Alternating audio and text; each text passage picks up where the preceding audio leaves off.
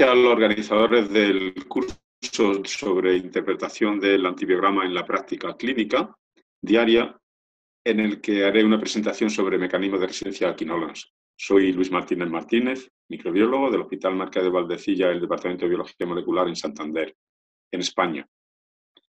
Las bacterias tienen un cromosoma de una longitud tan grande en comparación con su tamaño, con el tamaño bacteriano, que es necesario enrollarlo, por decirlo de una manera gráfica, para que pueda físicamente estar incluido en el interior del microorganismo.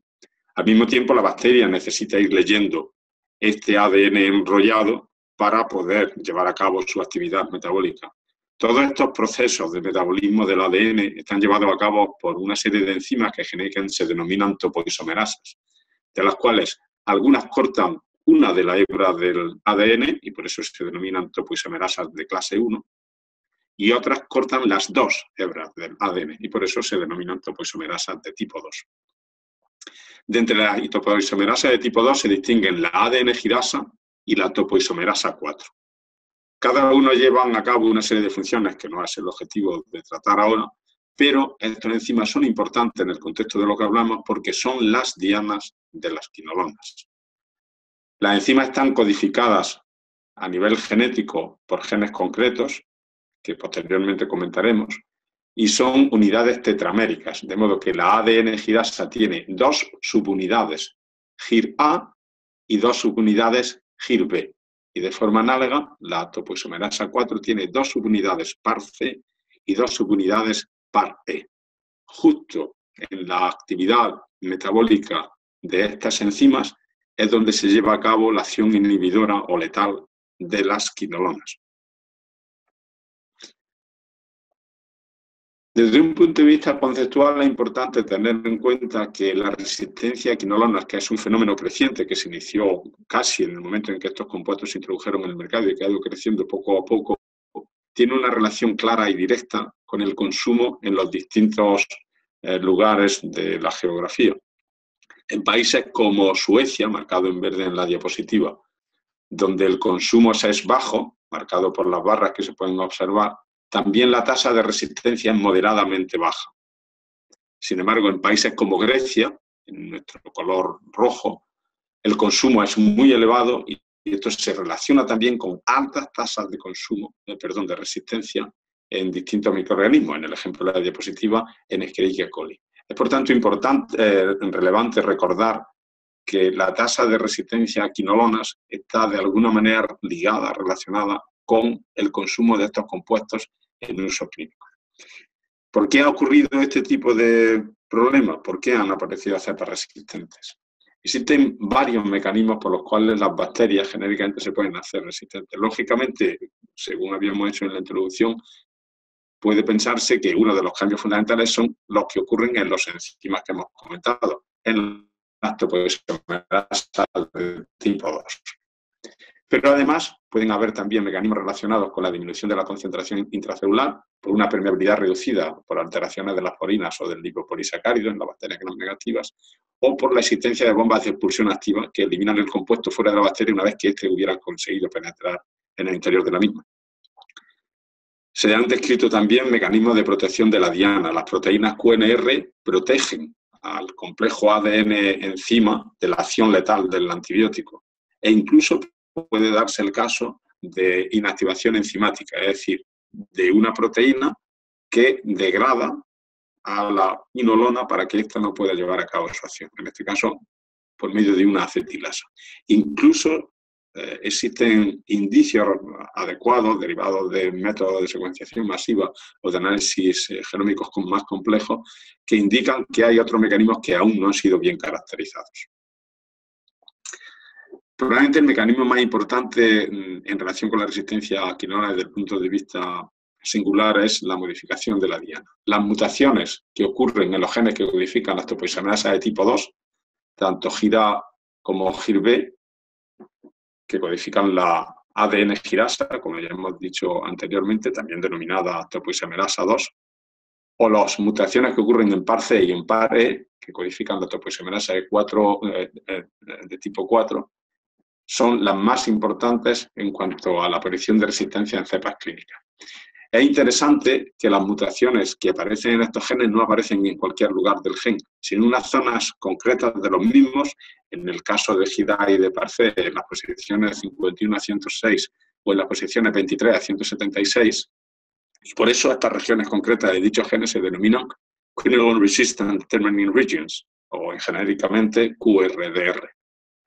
También es interesante que en las bacterias gram negativos diversos estudios indican que para la mayoría de las quinolonas la diana primaria es GIRA y por tanto las primeras mutaciones a este nivel aparecen en GIRA, mientras que en el caso de las bacterias gram positivas la diana primaria es PARC. Dicho de otro modo, las primeras mutaciones suelen aparecer en PARC. Es también importante tener en cuenta que en el caso de la topoisomerasa 2 o DNA girasa, las mutaciones son muchísimo más importantes en GIRA que en GIRB, y en el caso de la topoisomerasa 4 son más importantes en PARC que en PARE. Aún así, más recientemente se han introducido quinolonas que tienen afinidad por ambas dianas y frente a las cuales es más complejo para el microorganismo desarrollar simultáneamente resistencia. Pongamos, por ejemplo, lo que ocurre en una cepa de Escherichia coli.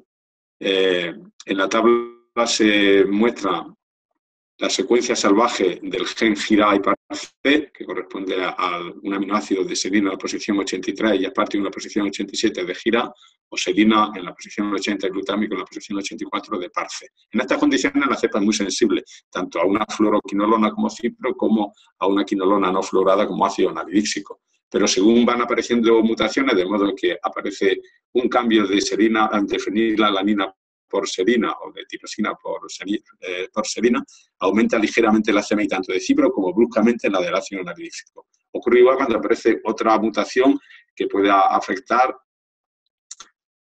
a PARC, por ejemplo, serina 83, glicina 87. Esta doble mutación incrementa aún más el nivel de resistencia. Obviamente ya estaba muy elevado para analítico, pero ahora se aumenta entre 4 y 10, 16 veces el nivel de resistencia para cipro. Y finalmente, si se produce una mutación combinada, como observamos en la última parte de la tabla, mutaciones dobles en GIRA y mutaciones dobles en PARC aumentan definitivamente el nivel de resistencia hasta niveles de 16 a más de 256 microgramos por mililitro de fluoroquinolona. Prácticamente lo mismo ocurre en el caso de Staphylococcus aureus, solo por poner algún ejemplo y por no hacer la exposición demasiado compleja, puede observarse que cuando hay un fenotipo salvaje, wild type, en la diapositiva, la CMI de moxifloxacino y de cipro es moderadamente baja y cuando ocurren mutaciones en PARC pueden observarse distintos cambios de incrementos tanto en moxifloxacino como en ciprofloxacino. Además de las alteraciones de las topoisomerasas pueden aparecer, como consecuencia de pérdidas de porinas, incrementos en los niveles de resistencia. Las porinas son proteínas que forman agujeros hidrofílicos a través de los cuales las quinolonas penetran dentro de la bacteria. Si estas porinas, estos agujeros donde el antibiótico penetra en la bacteria, se pierden, la bacteria es capaz de conseguir un moderado incremento en el nivel de resistencia. Aquí se observa que al comparar dos cepas obtenida del mismo paciente y clonalmente relacionada, LB3 y LB4, que tienen una mutación en la girasa, en la posición 83. Cuando la cepa tiene porinas, el nivel de resistencia de ciprofloxacino se relaciona con una CMI de 2 microgramos por mililitro y cuando no tiene porinas se produce un incremento del doble, hasta 4 microgramos por mililitro. De forma análoga, en otro par de cepas clonalmente relacionadas, C10S y 10R, también con una mutación en GIRA, la presencia de las porinas se traduce en una CMI de norfloxacino de 4 y la ausencia de la misma en un nivel de resistencia de 16, es decir, el nivel de resistencia aumenta 4 veces.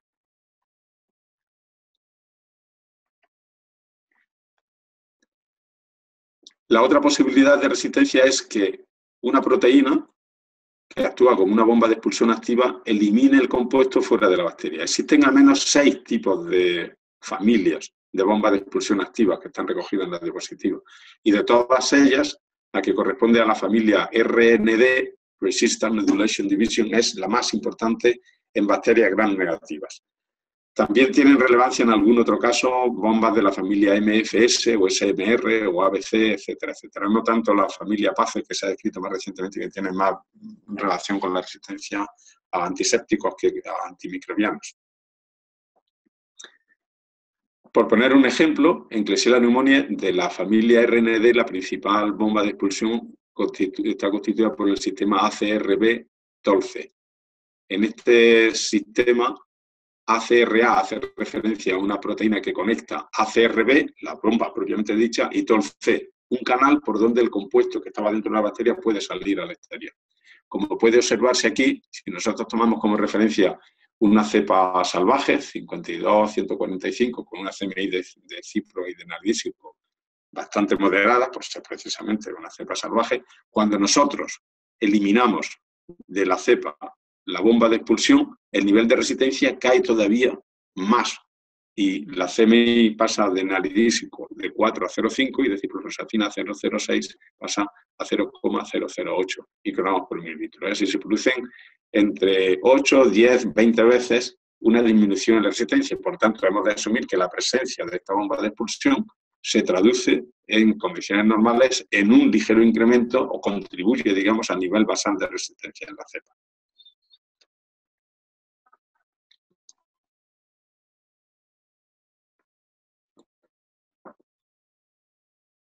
En este mismo sentido, en cepas de Escherichia coli, si nosotros comparamos los niveles de sensibilidad de una cepa salvaje de esta especie, en este caso de ciprofloxacino 0,01 microgramos por mililitro, y lo que hacemos es inactivar algunos de los sistemas de expulsión, en este caso, de nuevo, ACRB, TOLC, si eliminamos TOLC, es decir, el canal por donde se elimina la bacteria, la bomba no funciona y, por tanto, se produce una disminución en el nivel de la CMI de la mutante que no tiene TOLC, con respecto a la cepa salvaje. En este caso, se produce una disminución de 4 veces. De forma análoga, si nosotros eliminamos ACRAB, recordamos que ACRB es la bomba como tal, también se produce una disminución. Quiere esto decir que ya sea anulando la bomba o ya sea eliminando el canal por donde la bomba elimina el compuesto al exterior de la bacteria, se produce siempre una disminución. Y ambas circunstancias lo que nos vienen a indicar es que en condiciones basales estas bombas de expulsión están contribuyendo al nivel de resistencia que nosotros observamos en cepas clínicas. Es interesante que estos sistemas de expulsión y los sistemas de permeabilidad pueden estar controlados por genes reguladores. Uno de los más importantes es el que se relaciona con el locus MAR. El locus MAR contiene varios genes, de los cuales el más importante es, sin duda, MAR-A. MAR-A es un gen que cuando se activa incrementa el nivel de función de ACRB y por tanto hace que la cepa sea más resistente y activa también otro gen que se denomina MIC-F, que a su vez es un regulador negativo de una de las porinas de las enterobacterias, en este caso OMPF. Como consecuencia de esta situación, una activación del sistema MAR se traduce en una activación del sistema ACRAB y por tanto de eliminación y en una disminución de la expresión de las porinas y por tanto en una disminución de la capacidad del antibiótico para entrar dentro de la bacteria. Y en un solo paso se consigue un sistema sinérgico que contribuye a incrementar la resistencia de forma más notable. Los sistemas de expulsión a los que estamos haciendo referencia no solamente ocurren en enterobacterias, como acabamos de ver, ocurren también en bacterias gram negativas no fermentadoras, por ejemplo en Pseudomonas aeruginosa.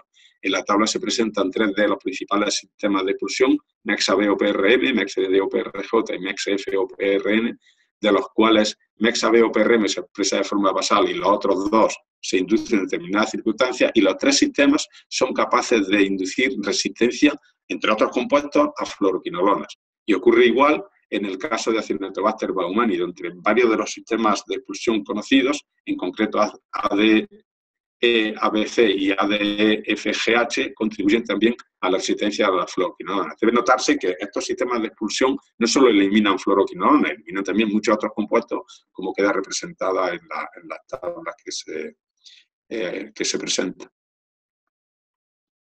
E incluso los sistemas de expulsión activa son también importantes en bacterias gram positivas. Por ejemplo, en Staphylococcus aureus se conocen al menos 3 bombas relevantes en relación con la resistencia a quinolonas: NOR-A, NOR-B y NOR-C, y en Streptococcus pneumoniae, PMRA.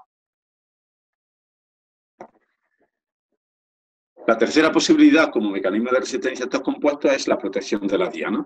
Estas proteínas se denominan QNR. Estas proteínas fueron descubiertas precisamente por nuestro grupo a mediados de la década de 1990. Inicialmente se identificó QNRA y posteriormente se han ido reconociendo distintas otras variantes alelos, QNRB, QNRC, QNRD, QNRS. Y en el caso de QNRVC, que es una proteína de protección específica de Vibrio cholerae, también en ocasiones se pueden encontrar distintas variantes. Se conocen muchos alelos de QNRA y QNRB, e incluso algunos de QNRS. Es decir, hay distintas proteínas que llevan a cabo la misma función. Estos alelos se denominan con números romanos, QNRA1, QNRA2, etc., o QNRB1, QNRB2 y así sucesivamente. Las proteínas QNR están relacionadas con la familia de pentapéptidos repetidos, que no todos contribuyen a la resistencia a quinolonas, llevan a cabo distintos tipos de funciones metabólicas y fisiológicas en la bacteria. Estas proteínas se caracterizan porque tienen un motivo, como se indica en la diapositiva, con algún tipo de aminoácido que en 4 posiciones diferentes o en 5 posiciones diferentes se va repitiendo en tándem.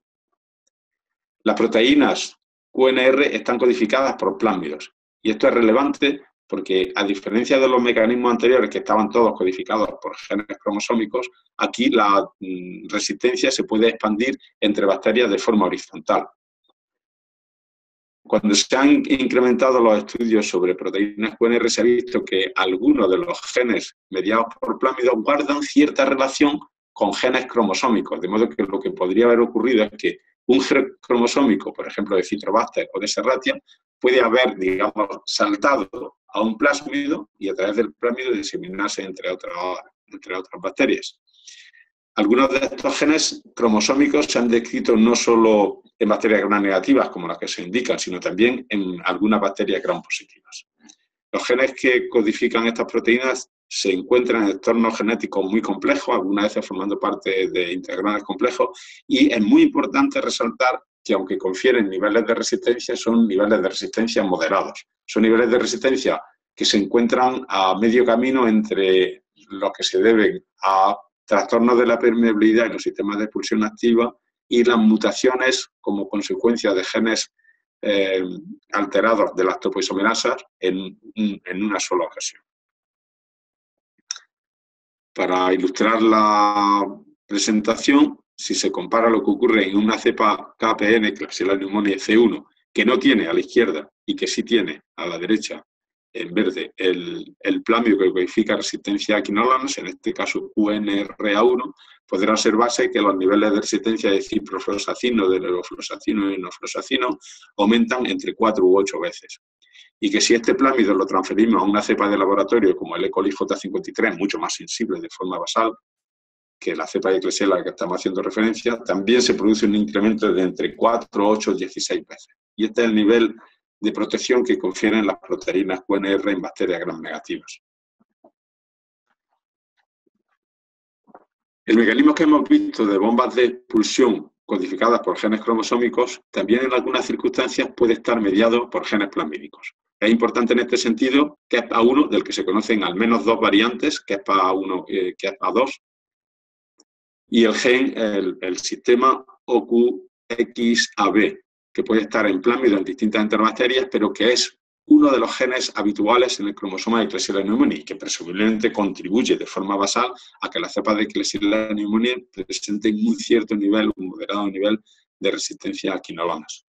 Estos sistemas de expulsión activa mediados por plásmidos casi siempre afectan a quinolonas hidrófilas y, como en el caso que habíamos dicho anteriormente de las proteínas QNR, solamente causan un moderado incremento de CMI, de aproximadamente, como mucho, unas 10 veces. La otra posibilidad a la que también hemos hecho referencia es que se produzca una activación enzimática de la quinolona. Esto se lleva a cabo por un enzima concreto que es una acetilasa. En este caso, la acetilasa 6'1BCR. La AAC6'1B, el enzima, digamos, que no codifica resistencia a quinolonas, a diferencia de su variante CR, es un enzima que inicialmente se reconoció como modificante de aminoglucósidos y por lo tanto inicialmente era una acetilasa modificadora de aminoglucósidos. Como consecuencia de que en el correspondiente gen puedan aparecer las mutaciones que se indican en las posiciones 102 y 179, aparece una nueva enzima que ahora no solo modifica aminoglucósidos, sino que afecta también a algunas quinolonas. Afecta en concreto a las quinolonas que tienen un grupo piperacínico, como se muestra en la figura en el caso de ciprofloxacino. El enzima es capaz de transferir un grupo acetilo al grupo NH que está marcado en el grupo piperacínico y en esas condiciones la fluoroquinolona acetilada es incapaz de interferir en el proceso de la bacteria y por tanto la bacteria se vuelve resistente. Lógicamente, por este mecanismo solo se ven afectadas las quinolonas que tienen el grupo en cuestión. Otras, como por ejemplo el levofloxacino, que carecen del mismo, no se afectan. Igual que en el caso que habíamos comentado previamente de trastornos de la permeabilidad o de bombas de expulsión, ya sean plasmídicas, ya sean cromosómicas, los niveles de resistencia que confiere esta acetilasa son también muy moderados, entre 4, 8 o 16 veces a lo sumo.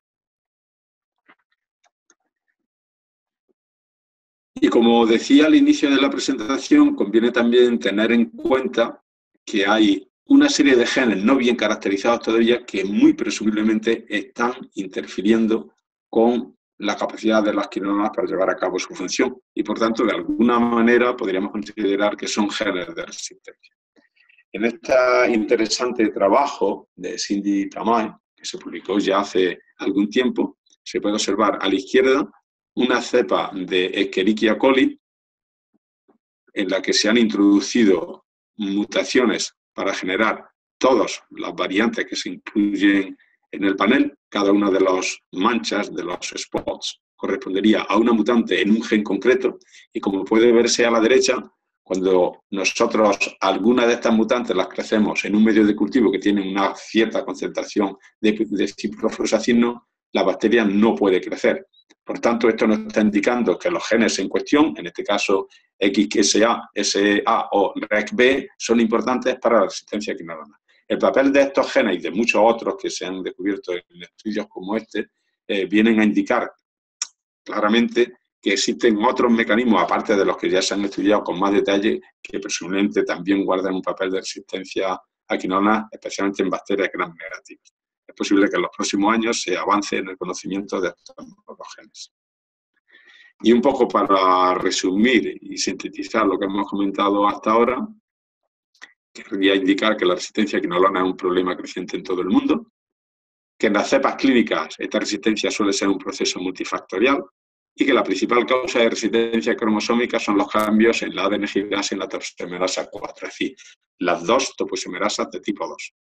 Ello ocurre como consecuencia de mutaciones en las regiones determinantes de resistencia quinolona de los genes que codifican las subunidades A de estos dos enzimas. Es mucho menos relevante, las mutaciones ocurren en las subunidades B. La disminución de la acumulación intracelular de quinolona causada por expulsión activa, por pérdida o alteración de la aspirina o el lipopolisacárido también aumenta el nivel de resistencia ocasionado por otros mecanismos. Además, se conocen múltiples genes de resistencia quinolona codificadas por plásmidos, de las familias de QNR, KEPA, Opus XAB, AC6'1BCR.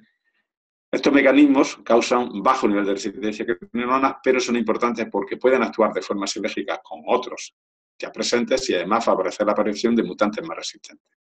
Y como acabamos de comentar, finalmente existe con toda probabilidad otros mecanismos de resistencia quinolona que aún quedan por descubrir y caracterizar.